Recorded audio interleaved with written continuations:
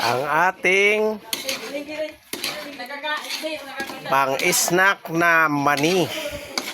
Lulutuin natin mga idol. So, ganito.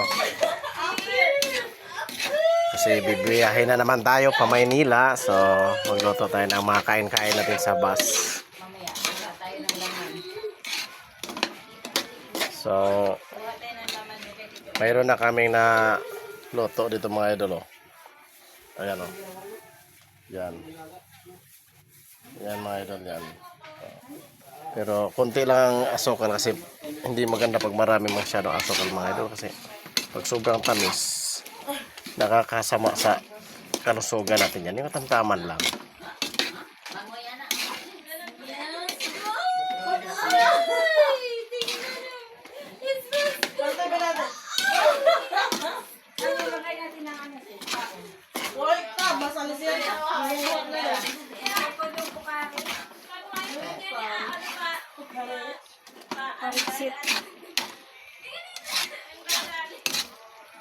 Paningot na ko, naligo na ko.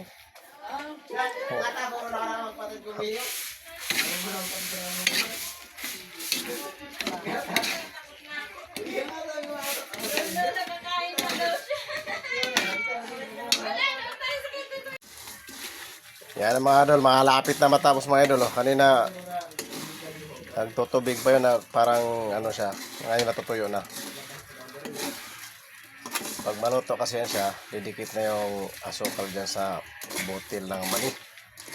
So ganun na kasi ito gumawa ng napakasarap na pang-snack mga idol. Yan o. Desserts.